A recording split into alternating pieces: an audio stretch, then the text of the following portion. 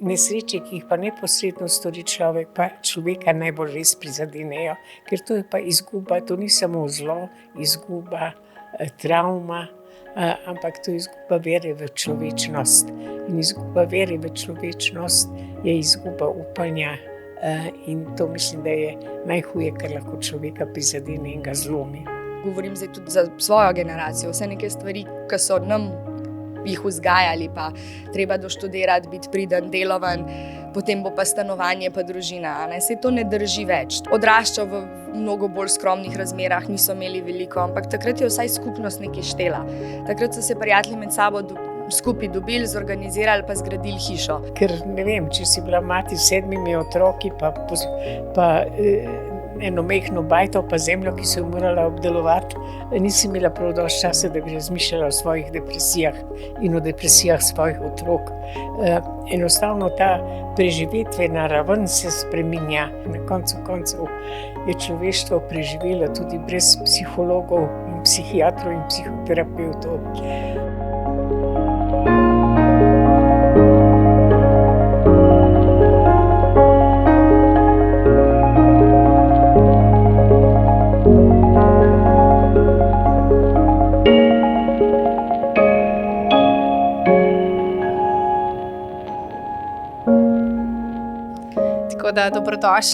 Dobrodošla gospa dr. Anica Mikuš-Kos, psihiatrinja, pediatrinja ter duša in srce projekta Od Alje do Žana, in Ema Randl, vodja projekta Od Alje do Žana, ki je namenjen naslavljanju duševnih stisk mladih, in o tem bo tudi danes tekla beseda.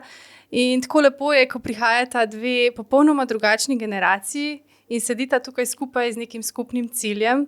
Tako da za začetek me zanima, kaj vaju je spodbudilo k temu, da želite pomagati mladim v stiski. Mogoče, če začnemo pri vas, gospa Anica, vi imate za seboj res izjemno življenjsko zgodbo, odraščali ste med 2. svetovno vojno, na nek način tudi kot judovsko dekle, glede na poreklo vaše mame, a ne? Pa me zanima, je prav to, kar ste vi doživeli v otroštvu, botrovalo temu, da ste se potem odločili posvetiti življenje pomoči otrokom v stiski? Gotovo je tudi to vplivalo. Veste, vse, kar ste doživeli in kar doživljate v tem trenutku, vpliva na vaše odzivanje, vedenje, čustvovanje. Je pa to seveda vse skupaj zelo zapleteno, povezano in ne kaže poenostavljati stvari. Kar pa zadeva te generacijske razlike, moram reči, če Eme ne bi bilo, tudi projekta ne bi bilo, ker vse krasne ideje ne koristijo, če jih ne uspeš udejaniti in spraviti v življenje. Ema, kaj pa tebe popeljalo na to pot? Na pot projekta, da sem postala vodja projekta Od Alje do Žana, moram res reči, da moje prvo srečanje z dr. Anico Mikuš-Kos. Torej, jaz sem zaključila za magisterijem iz psihologije v Angliji, se vrnila potem nazaj v Slovenijo in nekako nisem čisto dobro vedela, kaj je tisto zdaj, v čem jaz vidim smisel in kaj je tisto, kar bi jaz počela. In potem sem spoznala dr. Mikuš-Kos, spoznala sem ta njen pristop in ta njen model. Bila na mojo veliko srečo povabljena, da se pridružim ekipi, ki so ravno začenjali v bistvu z projektom Psihosocialna pomoč otrokom prizadetih zaradi vojne v Ukrajini. Sem šla prvič zraven kot prostovoljka, iz prve roke v najtežjih razmerah videla ta učinek tega pristopa, te filozofije dr. Mikuš-Kos v delu, in nekako ugotovila, da je to, kar si jaz želim delati, in tudi nekaj, kar se mi zdi, da ni potrebno samo v vojnih razmerah, ampak da je smiselno delati tudi v Sloveniji. In tako je nekako prišlo potem do ideje projekta Od Alje do Žana. Se pravi, so vplivale tudi izkušnje v Ukrajini? Absolutno, ja. Zanima me, če se vam zdi, da otroci, mladi zdaj nekako mogoče so bolj ozaveščeni glede duševnega zdravja, da bolj razumejo recimo pojme anksioznost, tesnoba, depresija, izgorelost, ker še ko sem jaz odraščala in bila v šoli, se mi zdi, da jaz se res ne spomnim, da bi govorili o duševnem zdravju, tudi kasneje potem v gimnaziji, ko sem dejansko že imela neke duševne stiske, jih nisem znala poimenovati, nisem sploh vedela, da je to anksioznost več let. Samo znala sem to opisati recimo sam kot nek konstanten strah, pa tudi, če sem potem recimo zdravnikom povedala, ni bilo nekega odziva in sem imela nekako občutek, da ni to nekaj, kar ti bi lahko dobil pomoč. Kako je danes s tem? Imate občutek, da je nekako drugače? Veste, mi živimo v kulturi duševnega zdravja, to je modno, moderno, to je postalo del vsakdana, da govorimo o duševnih težavah, duševnem zdravju, nezdravju. Zakaj se to danes dogaja? Predvsem zato, ker postajajo lastnosti, ki sodijo pod duševno zdravje, tako pomembne za našo dobrobit, za naše preživetje, za našo socialno pozicijo in vlogo. Danes moraš biti hiter, moraš biti hitro odziven, fleksibilen, moraš imeti intelektualne, kognitivne sposobnosti, da se ustrezno odzivaš.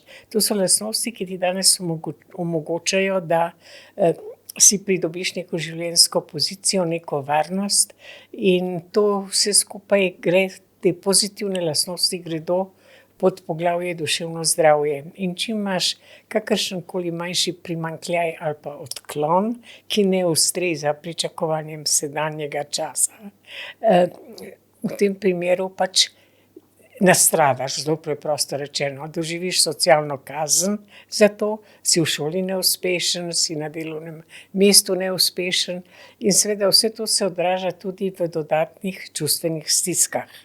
Skratka, hočem reči, da ta mentalna komponenta, pa ta kognitivna komponenta zadobivata v sedanjem času tak pomen, da ni čudno, da se vse vrti okrog duševnega zdravja. Pa še to mogoče, a veste, kar zadeva telesno zdravje, znanost zelo hitro napreduje. Imamo vrsto novih reči, zdravil, pripomočkov za motorične deficite, vsak čas bodo hromi shodili, medtem ko kar zadeva duševne motnje, pa pravzaprav je napredek mnogo bolj počasen in smo mnogo manj uspešni. Ema, kako pa ti vidiš napredek? Ja, se zelo strinjam tukaj z dr. Miko Škos, ker po eni strani imaš absolutno prav, veliko več se o tem govori, tudi veliko bolj odprto se o tem govori, kar bi v bistvu mogla biti super novica in fajn stvar in je do neke mere, ampak se mi pa zdi, da smo spet, tako kot tudi na mnogih drugih področjih, se mi zdi, da smo spet šli iz ene skrajnosti kar direkt v drugo skrajnost. A ne? In pri mladih še posebej se mi zdi, da to je tudi že pojem, ki se govori v stroki, a ne? Ta TikTok diagnoze.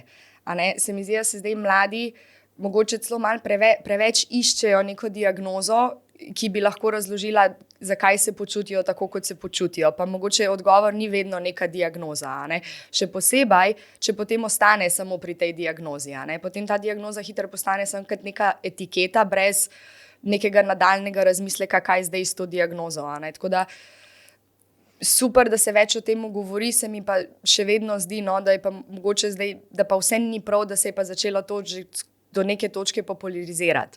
Da si mladi kar malo želijo imeti neko diagnozo, ker tako kot je Anica rekla, pa živimo tudi v časih, kjer se zelo malo stvari šteje za tiste, ki te naredijo uspešnega. A ne? In se mi zdi, da lahko skozi da iskanje nekih diagnoz in potem posledičnih olajšav, ki tudi pridejo zraven, a ne, je spet izhaja iz neke stiske in pritiskov, pod katerimi so otroci. No. Tako da, ja, to bi mogoče še jaz dodala. Kako dostopna pa je pomoč danes, ko se otrok ali mladostnik znajde v stiski? Kaj lahko takrat naredi? Zelo slabo dostopno.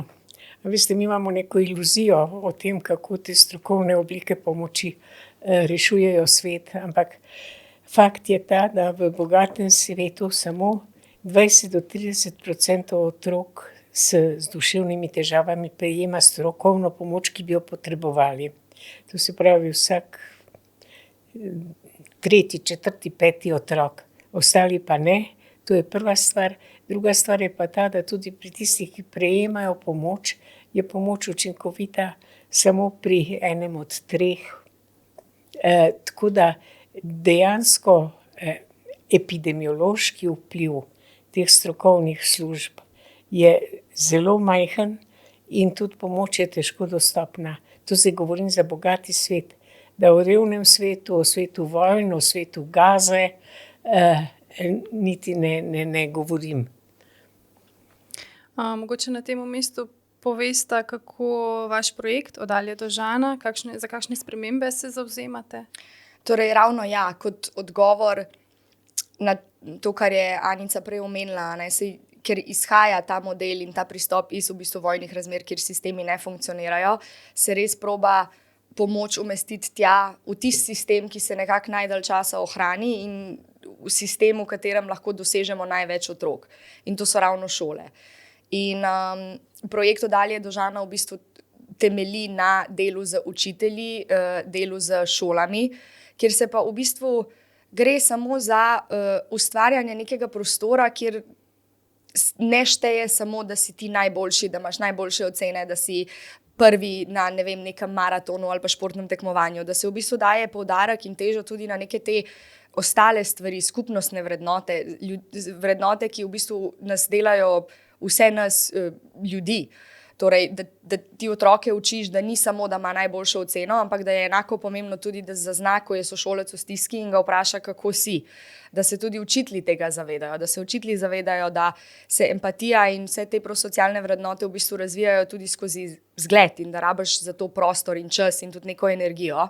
In to je nekako v osrčju našega projekta. Dajati tudi učiteljem prostor in dodatno energijo in možnost, da se da otroke nekako usmerjajo, nagovarjajo, se z njimi pogovarjajo tudi o teh nekih stvareh, ker se mi zdi, da se šolstvo kot sistemsko šolstvo premalo časa in pozornosti nameni. Ja. Se pravi, potem sodelujete z različnimi šolami? Sodelujemo trenutno z 10 šolami po celi Sloveniji. V naslednjem letu bomo vzeli še novih 10 šol, tako da bomo v bistvu s projektom Od Alje do Žana bili prisotni res čisto v vsaki slovenski regiji. In skupaj delamo intenzivno z 50 učitelji, ki pa potem naprej širijo to znanje in filozofijo po svojih kolektivih. Tako. Gospa Anica, omenili ste vojne razmere in stiske. Vi ste doživeli vojno, pa vendar ste danes tukaj še vedno vedri, kljub temu, da takrat niste imeli psihološke, psihoterapevtske pomoči. Kaj vam je dajalo to moč skozi življenje, da ste šli naprej in tudi preživeli težke trenutke? Kaj mi je dajalo to moč? Podobno, kot je dajalo moč milijardam ljudi pred mojim rojstvom, pa tudi v času mojega življenja, ki nikoli niso prišli do strokovnih služb. Na koncu koncev je človeštvo preživelo tudi brez psihologov in psihiatrov in psihoterapevtov. V normalnih, naravnih življenjskih okoljih obstajajo podporni, varovalna dogajanja, izkušnje, ki omogočajo ljudem, da prenesejo veliko hudih reči, da okrevajo, boli, prizadene, rani, ampak okrevaš od tega, ne pozabiš, ostane v spominu, samo to ne pomeni, da si zdaj do konca življenja uničen praktično, nor, pijan, samomorilen. Velika večina ljudi gre skozi vojne in normalno delujejo. Tako je vedno bilo in tako je. Tako da se mi zdi, da ta pozornost na te naravne življenjske varovalne dejavnike, da bi morali to obuditi v tem času, ko je tak problem duševno zdravje in ko pravzaprav so ti strokovni viri tako omejeni. Tako da drugo je pa seveda tudi to, da imamo svojo biologijo, ki jo prinesemo s seboj na svet. Eni so bolj odporni, eni so manj odporni, to je pač od Boga ali od narave dano, v različne stvari ljudje verjamejo. In ko se to spoji zunanje in notranje, pač nastane to, čemur pravimo odpornost ali neodpornost zoper duševne rane. Zelo dotaknila se mi tudi vaša misel, ki jo večkrat poveste, da ena najhujših stvari je izguba vere v človečnost, v ljudi, v varnost, v občutek, da te bo nekdo zaščitil. In kako hudo je, ko nasilje ali neko drugo izdajo povzroči človek, ki si mu zaupal, da to v bistvu ne poruši samo zaupanja v tisto osebo, ampak lahko poruši tudi zaupanje v svet. In da je to tisto, ki je nekako v življenju najhujše. Ja. Jaz mislim, da je ta vera v nekaj, tudi religija ali pa vera v človečnost, v to, da dobro je na svetu, da je to tisto, kar človeka vzdržuje in mu daje neke moči. Mislim, da je to bolj pomembno kot psihoterapija in tega se nekako ne zavedamo dovolj. Dobre izkušnje, tudi otroku dati neke dobre izkušnje, ki so proti utež slabim izkušnjam. To je glavno, osnovno zdravilo za vse hudo, kar se zgodi. Drugo je pa to, da je res, veste, nesreče se dogajajo tudi, ne vem, potresi, Černobil in tako naprej, ampak nesreče, ki jih pa neposredno stori človek, pa človeka najbolj res prizadenejo, ker to je pa izguba, to ni samo zlo, izguba, travma, ampak to je izguba vere v človečnost. In izguba vere v človečnost je izguba upanja in to mislim, da je najhuje, kar lahko človeka prizadene in ga zlomi. Ema, kako pa ti vidiš, recimo zdaj pri mladini, imajo že vero v prihodnost, neko upanje? Ja, to je tudi kar velik problem pri mladih danes, ker dejansko, ko ti pogledaš svet, pa kako se dogaja, imaš težko vero v karkoli. Zdaj, je tudi res, da ogromno mladih ravno zaradi teh socialnih omrežij potem živijo velikokrat v nekih balončkih in se zgodi tudi to, da v bistvu nimajo čist širše slike pa pogleda na to, kar se prav res dogaja. No? Ampak definitivno vse te negativne novice, toliko nekih vojn, ki se kar čez noč zgodijo, to sigurno vpliva na duševno zdravje mladih, na neko vero za boljšo prihodnost. Vse v bistvu, kar so nas nekako, govorim zdaj tudi za svojo generacijo, vse neke stvari, ki so nam jih vzgajali, pa treba doštudirati, biti priden, deloven, potem bo pa stanovanje, pa družina. Saj to ne drži več. Tako da definitivno se mi zdi, da ja, se malo lovimo in nekako razmišljamo, kaj je zdaj tista nova pot, ki jo moramo obrati v tem svetu. No? Ja, to, ko si izpostavila, tudi recimo najne generacije, se mi zdi, da je res problem, ker ti recimo si ne moreš niti osnov privoščiti. Kljub temu, da živimo v nekem izobilju, dom je neka osnova, osnova varnosti. Ne prideš do hiše, do stanovanja in te v bistvu tudi to dela. Mislim, to je huda stiska. To je huda stiska, ja. To je tudi vpliva na razvoj posameznika, vpliva na družino, a se sploh odločiti za družino, a se ne odločiti za družino. In sej so že v zgodovini tudi bile take situacije. Vem, da se z dedijem dostikrat pogovarjava. Tudi moj dedi je pač odraščal v mnogo bolj skromnih razmerah, niso imeli veliko, ampak takrat je vsaj skupnost nekaj štela. Takrat so se prijatelji med sabo skupaj dobili, zorganizirali pa zgradili hišo. Nekaj, kar danes ne moreš več narediti, ker v bistvu skupnost že kot sama nima več take teže, plus zaradi vseh teh pravil in birokracije tovrstne stvari itak niso mogoče več. Tako da ja, posebna situacija, pa predvsem to, ker se tako hitro vse spreminja. Jaz mislim, da je to ključna stvar tega časa. Da se res iz tedna v teden spreminja realnost, spreminjajo neki problemi in temu se je težko pol sproti prilagajati pa slediti. No. A lahko jaz k temu nekaj dodam iz vidika svoje generacije? A veste, to je sicer lepa zgodba, ampak gre za to, kakšne standarde, kakšne vrednote izpostavlja družba. Ko sem jaz rasla, mi smo bili 4 v eni majhni sobi, učila sem se na stranišču, pa mi še na kraj pameti ni padlo, da bi bila zaradi tega nesrečna ali razmišljala o nekih duševnih težavah. Skratka, v današnjem času smo postavili nekaj standarde strahotnega razkošja. Evo, Ema govori o hiši, ne? Jaz bi bila zadovoljna, če bi bila še ena sobica zraven, ko sem bila tam. In to hočem povedati, da v bistvu ta nesrečnost je na nek način sekundarna posledica tega izpostavljanja materialnih dobrin in standardov, ki jih je sedanja družba vzpostavila. Samo tako je, nazaj se gre zelo težko, čeprav se mi zdi, da bi se pa dalo marsikaj narediti v tej smeri, da bi se izpostavili neke druge dobrine, ki niso dobrine, hiše, avta, zagotovljenega stanovanja, ampak nekaj, kar je bolj duhovnega pomena, moralnega, etičnega pomena. Se pravi, poudarjate pomen skupnosti, povezanosti, da imamo tudi Tako, otroci človečnosti, mladi. človečnost se mi zdi ključna beseda pri tem. Da imaš občutek, ko si v Ja. stiski, da je tam nekje nekdo, kjer lahko potrkaš in boš.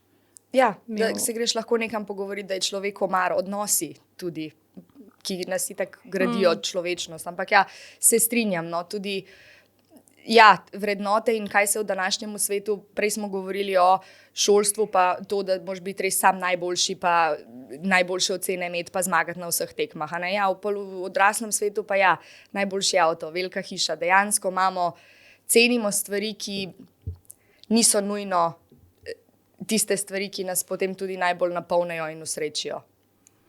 Pa če gremo mogoče, kaj pa so težave, stiske, ki mlade danes najbolj pestijo, so to anksioznosti, depresije, osamljenost, morda samomorilne misli.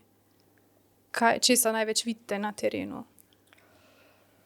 Jaz bi rekla, da kar v bistvu mi predvsem delamo z učitelji, tako da bom zdaj bolj govorila, kaj od učiteljev slišamo. Jaz mislim, da je kar vse, kar si naštela, plus tudi to me je pa najbolj presenetilo, ker učitelji izpostavljajo tudi ta demotiviranost otrok. Torej, da ni, kar je kar velik problem predvsem tudi za učitelje, ker ti v bistvu, če otrok ni zmotiviran se učiti, če mu ni mar za nič, imaš težko potem karkoli od tega otroka dosežeš, pričakuješ. Tako da to tudi mislim, pa predvsem digital, telefoni, odvisnost, zasvojenost z ekrani, doživljanje sveta preko ekranov.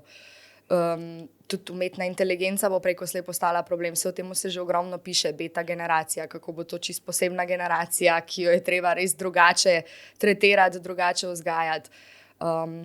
Mislim, da je ta digital, pa telefoni, pa zasvojenost, pa potem osamljenost, ki posledično zdaj prihaja zaradi AI botov, ker to je tudi velik pojav, da se otroci raj pogovarjajo doma z računalnikom, kakor s prijatelji pa družino.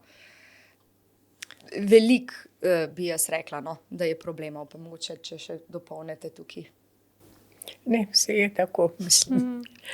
Pa imate občutek, da odrasli ali pa starejše generacije, da lahko razumejo zdaj te mlajše generacije, ko so tako drugačne? A se mi zdi, da sta to tako dva res svetova drugačna? Mislim, da je kar težko razumeti. Predvsem pa se starejše generacije ne zavedajo, da mlajše generacije živijo v svetu, ki so ga starejše generacije ustvarile. Mislim, tu vidim problem, da ne vidijo tega preskoka od tega, kar so ustvarili in kaj doživljajo otroci, kaj doživljajo mladi. Tako da, ne vem, moj odgovor je ne vem. Ja, verjetno nihče ne ve. Ja, jaz mislim, da je težko razumeti, ampak da definitivno pa ni to, kar rečeš, da ne morejo razumeti in je potem to, kar pa mislim, da je pa problem naših generacij, mlajših generacij. Da malo prehitro začnemo samo kriviti starejše generacije za pogoje, v katerih danes živimo. Ne razumemo pa čisto dobro, da smo v bistvu mi šele na začetku poti, da imamo zelo malo izkušenj in da se v bistvu lahko ogromno naučimo od starejših, tudi iz njihovih napak.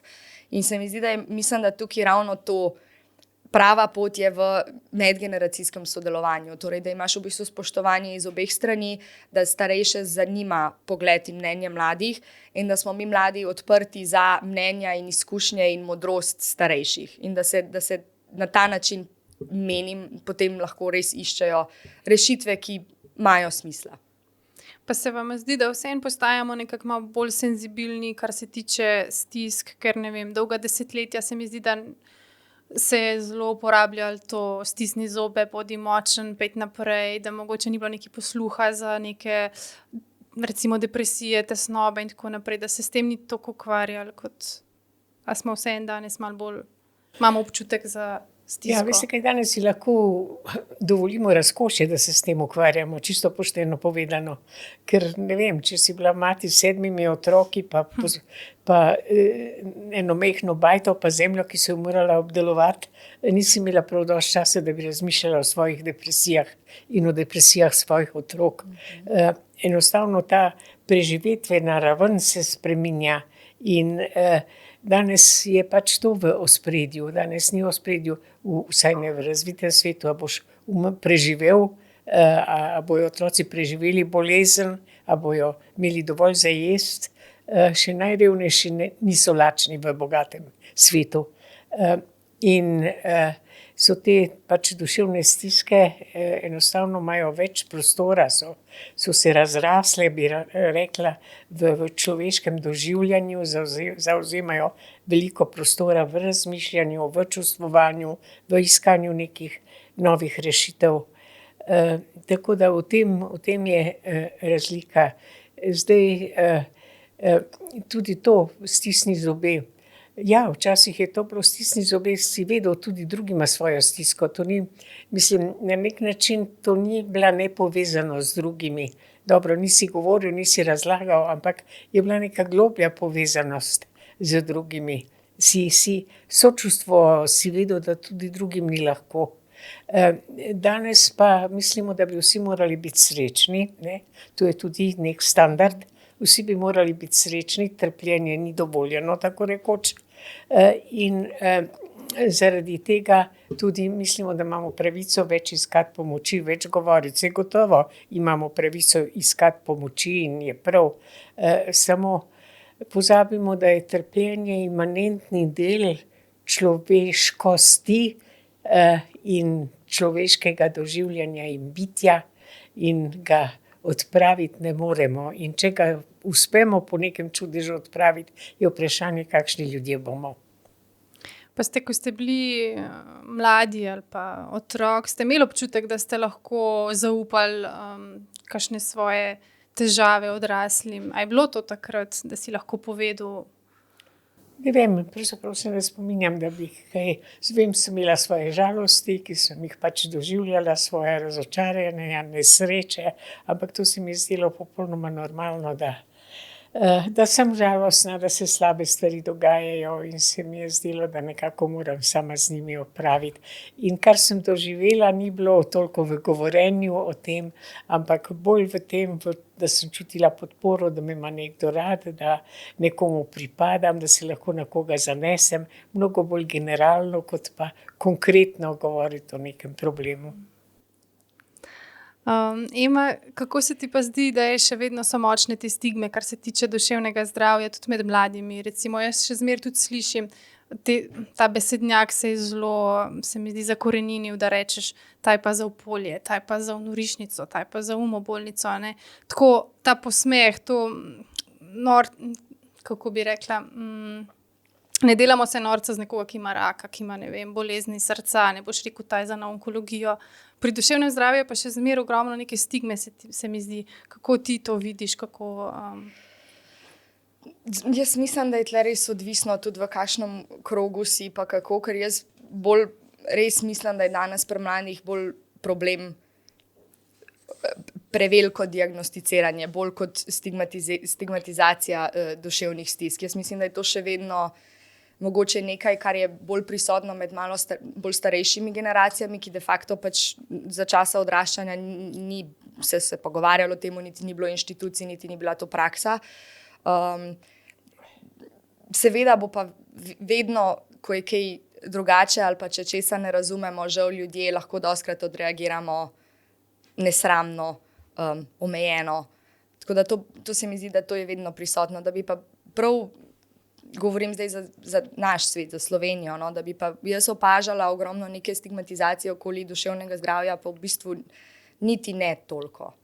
A lahko jaz dodam k temu nekaj? Ja, veste, mislim, da smo priča še nekemu prav obratnemu problemu destigmatizacije in tega, da tako kot je mogoče v povojnih letih bilo v Ameriki nobel, da si imel svojega psihoterapevta, da si imel neke težave, zaradi katerih si hodil psihoterapevtu, to je bil pravzaprav, to je statusni znak bil.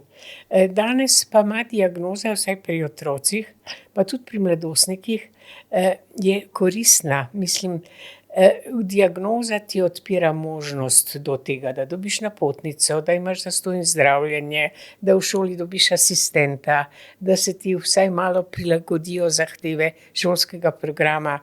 Tako da ti diagnoze prinašajo neke koristi in se neredko zgodi, da in starši in otroci sami želijo, da bi bili usmerjeni, kot rečemo, to se pravi, da dobijo neko diagnozo, zato da imajo pravico do teh bonitet. Tako da hočem povedati, vsaj kar zadeva otroško obdobje in obdobje zgodnje adolescence, je tako, da nekatere diagnoze ti prinašajo olajšave in koristi. Kako pa se vam zdi, da je bil COVID prelomnica, kar se tega tiče, ali ne dajete temu takega pomena?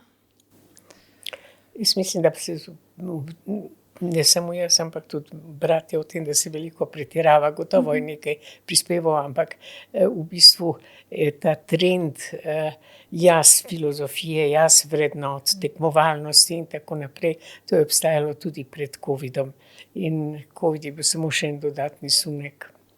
Ja, mislim, zdi se mi, da od takrat naprej so tudi psihoterapevti bili bolj zasedeni, tako opazno je bilo, da se je takrat...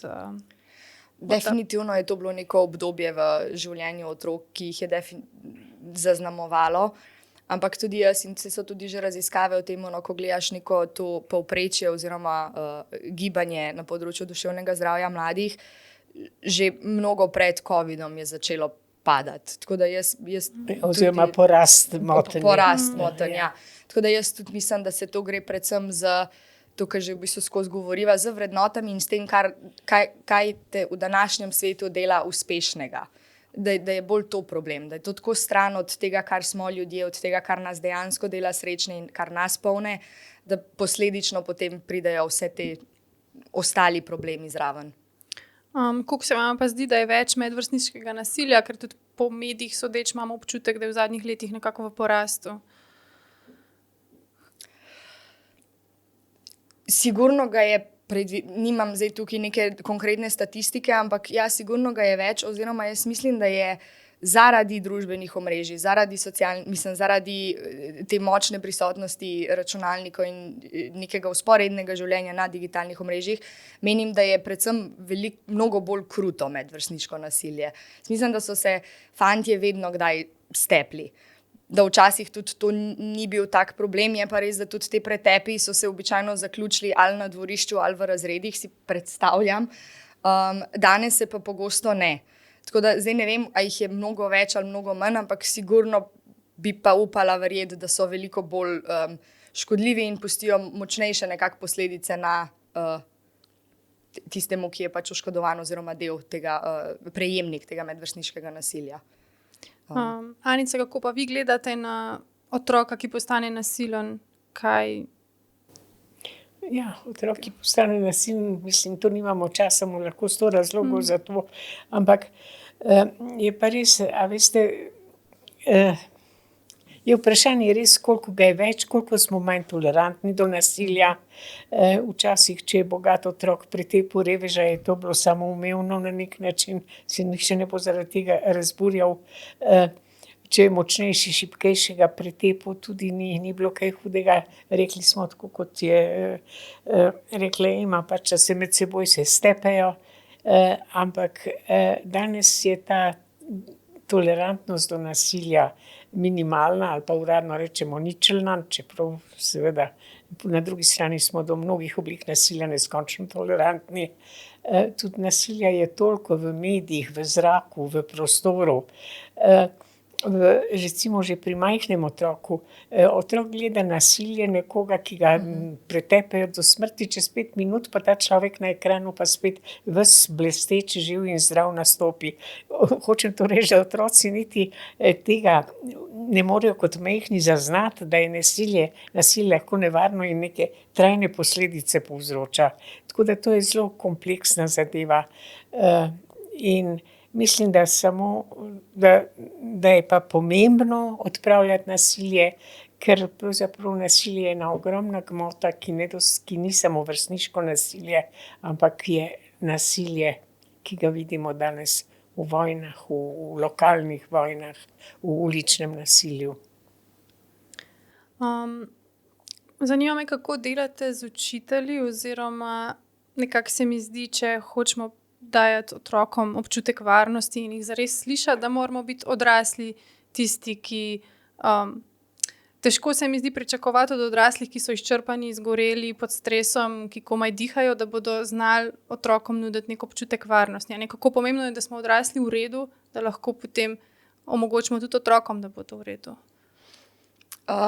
Jaz bi tukaj najprej rekla, predvsem, ko rečemo, da delamo z učitelji, seveda stojimo jim ob strani, neko novo znanje dobijo, ampak moram pa reči, da so učitelji, vsaj te učitelji, s katerimi mi delamo, tak kapital, toliko imajo enih izkušenj, toliko imajo enih idej, ko jim ti v bistvu nekako nazaj uliješ to samozavest, pa da vidijo tudi, da so ljudje, ki jih cenijo, ki verjamejo v njihovo delo. Res, težko mi je odgovoriti na kaj točno jih učimo ali pa kaj delamo z njimi, ker imamo res občutek, da je predvsem glavni plus teh naših usposabljanj oziroma našega projekta ravno to, da jim damo nek prostor pa čas, da lahko sami med sabo se pogovarjajo, kaj se je zgodilo na eni šoli, kako so ta problem rešili. Potem imajo ostali učitelji ogromno nekih vprašanj, ideje si izmenjavajo. Torej na eni šoli so naredili neko, prostovoljno akcijo, pa potem so na drugi šoli tudi to akcijo. Res moram reči, da kar se tiče učiteljev, ogromno znanja imajo že zdaj. Tukaj tudi Anica, vam bom prav vzela to, kar one rečejo, ogromno stvari tudi naredijo ravno zato, da se otrok počuti varnega in slišanega in sprejetega, pa se sami tega ne zavedajo. Tako da jaz bi bila rekla, da jih mi ponovno spomnimo, koliko znanja imajo, koliko veliko pozitivnih stvari že delajo znotraj šolskih razredov in nekako samo dati to neko novo energijo, da ne obupajo in da s tem nadaljujejo. No, meni se, veste, jaz sem v 92. letu starosti in po vseh svojih specializacijah se mi zdi znanje v tem primeru predvsem manj pomembno, kot se mi zdi pomembna človečnost, ta komponenta človečnosti in pogum izkazovati človečnost. In mislim, da je nekako osnovna ideja ta, da učiteljev spodbudimo in imamo srečo in čast, da delamo z učitelji, ki so res elita v moralnem smislu, da ti učitelji to svojo človečnost širijo, prenašajo na oddelčno skupnost, na druge otroke, ne samo na posameznega otroka, ki se bo počutil varnega, ampak da ustvarjajo klimo, psihosocialno klimo, vzdušje človečnosti, solidarnosti, vzajemne pomoči, sprejetosti, vključenosti. In takih učiteljev, kot je rekla, ni malo. Problem je v tem, da jih premalo vzpodbujamo, da premalo prepoznavamo vrednost njihovega dela, ki je težko merljiva, mimogrede. Mi danes prisegamo samo na merljive stvari. Človečnost je težko merljiva, ampak je ogromen kapital, ki ga dajemo vsem otrokom in še posebej tistim otrokom, ki doživijo v svojem življenju veliko slabega, bodisi zaradi družinskih disfunkcij, bodisi ker so begunci, migranti, ekonomski migranti. Ema, kako pa vidiš preobremenjenost otrok v šolah? Veliko staršev pojamra, da enostavno je toliko enega pritiska, kar se tiče ocen, raznih obveznosti, potem še druge dejavnosti, da enostavno je to za otroke preveč. Ja, sej res je. Ti v bistvu danes v takem sistemu, kakor ga imamo mi trenutno postavljenega, te že lahko ena ocena v osnovni šoli, kar iskreno povedano ne bi smela imeti take moči, da ti definira celo življenje, pa ti ga lahko. Še posebej, če imaš doma recimo malo bolj ambiciozne starše ali pa konec koncev si sam ambiciozen. Tako da jaz verjamem, da je to postalo res too much za mlade. Pa predvsem se mi tudi zdi, da se jih res, pa ne kot krivda, se je res težko, to smo tudi že omenili, stvari se res hitro spreminjajo in se mi zdi, da tudi šolski sistem preprosto ne more dohajati vseh teh sprememb. In se mi zdi, da se daje tudi ogromno poudarka na neke stvari, ki mogoče niso 100% najbolj pomembne. Sej šolski uspehi pa memoriziranje pa to, ja, seveda, tudi to je potrebno, niti slučajno ne menim, da bi mogli to kar nehati prakticirati v šolah, ampak so pa tudi ostale stvari pomembne, ki te pa opolnomočijo za življenje. In to je pa ravno to, kar v bistvu mi znotraj tega projekta probamo narediti, nek odnos do skupnosti, pomen skupnosti, da se tudi otroci zavedajo, da pomagati nekomu je pomembno, da to tudi tebe v bistvu nekako naredi boljšega človeka, dobiš neko notranjo odpornost, zadovoljstvo. Tukaj bi mogoče izpostavila tudi prostovoljstvo kot ena res, res, res močna stvar za mlade in zelo, zelo pomembna. Tle govorim in kot kar gledam na terenu in kot sama. Jaz sem celo življenje volontirala in moram reči, da v življenju so me najbolj definirane ravno moje prostovoljske izkušnje. Ker če si ti sam v stiski in pomagaš nekomu, ki je ravno tako v stiski, se ti bolje počutiš, vidiš, da nisi sam v tej stiski, vidiš, da ima ogromno ljudi neko stisko. In se mi zdi, da so take stvari, ki bi se mogle tudi več vključevati v šolski sistem, več bi moglo biti poudarka tudi na teh stvarih, ne samo na tem uspehu. In mislim, da iz tega poudarka in vrednotenja in spoštovanja samo enih vrlin in vrednot, potem pride posledično tudi ta anksioznost in ta ogromen pritisk na mlade. Če bi se cenilo, da nekdo mogoče ni najboljši v matematiki, lahko pa super riše, pa ni čistko danes v šoli. No? Pač na koncu pogledajo tiste petke in če imaš same petke, si super, če jih pa nimaš, pa nisi, a ne? Jaz bi še to rada povedala, da ta projekt se mi zdi posebej pomemben zato, ker mi ta hip tukaj in sedaj sveta ne moremo spremeniti. Ne? Krasno bi bilo, če ne bi bilo tako, kot je opisala Ema, da je, ne?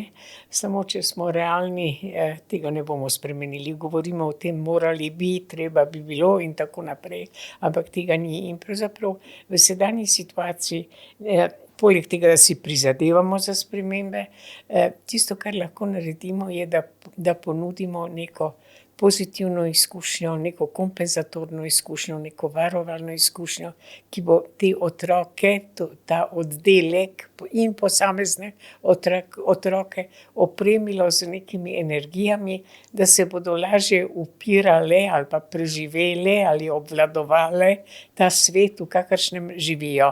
Tako da meni se zdi ta dimenzija tukaj in sedaj zelo pomembna. In en učitelj, ki je človek, čisto preprosto rečeno, je v tem procesu še kako pomemben. Absolutno. Pri čemer moram reči, da na projektu Dalje do Žana, poleg tega smo dosegli tudi to, da smo nekako prepletli sodelovanje tako javne uprave kot nevladnega sektorja, kot tudi v bistvu medijev.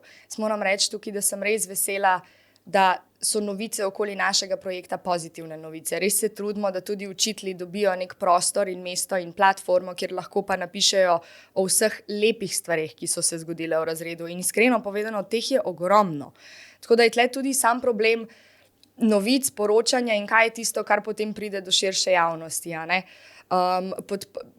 Ogromno srečo imamo tudi, da je pač predsednica države, še preden je projekt obstajal, prepoznala problematiko in se odločila, da bo to podprla svojo fundacijo. Tako da ne samo, da delamo z učitelji in znotraj šole spreminjamo stvari, moram reči, da meni ogromno pomeni tudi, koliko nekih različnih partnerjev se je nabralo okoli tega, prepoznalo ta problem in nekako v 2 letih res dokazujemo, da če se ljudje odločijo za nekaj pozitivnega, se da to tudi narediti. Se pravi, mama daje upanje, ko delate stvari, vidite, da pač absolutno, ja. So lučke. Ja, zdi se nam je, a veste, da če že od zgoraj navzdol ni možno doseči nekih dramatičnih sprememb, da je zelo pomembno razvijati tudi od spodaj navzgor dobre in pozitivne reči in da tu lahko ogromno dobrega zraste. Pa slišite recimo tudi, da učitelji povejo, da se otroci na njih obračajo v stiskah? Ja. Ogromno. Kaj pa menite o ideji, da bi v šolah da bi bila prisotna neka oblika psihoterapevtske pomoči? Bog ne daj. Okay. Zakaj? Zato, ker šola ni psihoterapevtska institucija. Mislim, da v šoli mora biti tista osnovna človečnost prisotna, občutek pripadnosti, občutek, da si v neki skupini, skupnosti, ki te vključuje, ki ti bo pomagala, da imaš odraslo osebo, na katero se lahko navežeš, da gre za neke pozitivne, trajne navezave, da se lahko zaneseš na tega človeka in da boš dobil podporo od njega, človeško podporo, uradno rečemo psihosocialno podporo. Bom se pa kar strinjala, iskreno. Kaj bi si želeli, da bi odrasli bolj razumeli glede mladine in otrok? Jaz, da ne rabi biti vse tako zakomplicirano in teoretično in da res ni tako zakomplicirano. Da če si ti iskren, če se ti z otrokom pogovarjaš, pa tudi če mu ne moreš nameniti celega dneva, ker mislim, da ima ogromno staršev s tem problem, pač res delajo, obremenjeni so v tem noremu svetu in potem imajo še slabo vest, ko pridejo domov, da ne preživijo dovolj časa z otroci. Mislim, da se ne gre tle toliko za kvantiteto kot za kvaliteto. Ne? Tudi če si ti 1 uro z otrokom, če je to kvalitetna ura, če daš ti otroku občutek, da ga slišiš, da te zanima, da je že to ogromno.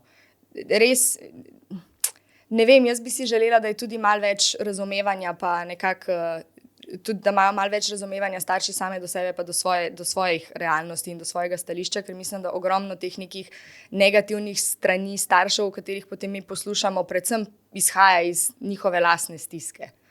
Tako da to bi recimo si jaz želela, da bi... Gospa Anica, kaj bi vi sporočili staršem? Staršem, pošteno povedano, ne vem, kaj uporabnega bi lahko sporočila staršem, ker dokler pač živijo v teh okoliščinah, tudi oni so samo ljudje in je razumljivo, da so izčrpani, ampak vseeno, čim manj digitala, čim manj robotstva, čim več neposrednih stikov, čim več pogovora, pedagoškim delavcem pa to, da naj svojim znanjem, znanj imajo ogromno, ampak naj tem znanjem dodajo še komponento človečnosti in zdrave pameti in naj ta paket uporabljajo pri svojem vsakodnevnem delu. Kaj bi pa sporočili mladim, recimo, ki doživljajo stiske? Ja. No, jaz bi prvo sporočila to, da so stiske normalni del življenja, da to ni nekaj nenormalnega, če si tesnoben, če te je strah, če imaš konflikte, če te izločajo, da se to pač dogaja in da je treba pogledati, kje lahko dobim, kaj lahko sam naredim in kje lahko dobim pomoč in podporo. In pri tem, da se je treba ozreti v svoja neposredna okolja in imeti korajžo, zaprositi in sprejeti pomoč, ker to je tudi nekaj v današnjem svetu, namreč je dostikrat sramotno prositi pomoč ali pa sprejeti pomoč. Da je dati pomoč, sprejeti pomoč je popolnoma normalna sestavina medčloveških odnosov. Ja, pa mogoče tudi to, da vse te stiske bojo minile, pa predvsem en stavek, ki je mene zelo definiral, pa mi ga je dedi izrekel, ko sem bila še zelo mlada, da se v bistvu, kakorkoli se to sliši, mogoče banalno ali pa čizi, ampak iz najbolj težkih izkušenj, iz najbolj težkih obdobij se običajno človek največ nauči in je ravno to obdobje nek katalizator za potem res močno osebno rast. In se mi zdi, da če imaš to zavedanje, ko greš čez nekaj težkega, je lahko potem ta misel kot neka svetla luč na koncu tega tunela in je mogoče malo lažje priti do te luči. Ostaja še kaj na duši neizrečenega? Želja, da bi lahko čim več šol vključili v naš program, ker se nam zdi, da je pomembna količinska komponenta tega, koliko šol, koliko učencev lahko to doživi, koliko učiteljev je vključenih. To je eno, pa tudi zato, ker res tudi na šolah, ki nimajo nobene povezave z našim programom, je vrsta krasnih ljudi, ki jih pa premalo na nek način izpostavimo, se beseda ni lepa, ampak ki imajo premalo možnosti širiti svoj pozitivni vpliv na svoja okolja. Ja, se absolutno strinjam. Da se nekako to sporočilo, te vrednote, ki jih tudi mi zagovarjamo, za katerimi stojimo, da se to res širi čim hitreje in čim dlje. Ker se mi zdi, da tega res manjka in da je mogoče ta shift ta sprememba fokusa na še neke druge vrednote, nekaj, kar pa vseeno lahko mogoče malo izboljša ta svet ali pa vsaj odraščanje mladih. No. Hvala obema za pogovor in za vse, kar počnete. Upam, da bo vedno več odraslih ljudi, ki bodo zmogli slišati mlade in ponuditi varno zavetje, kjer bodo lahko iskreno spregovorili, ker verjetno že s tem smo veliko naredili. Hvala.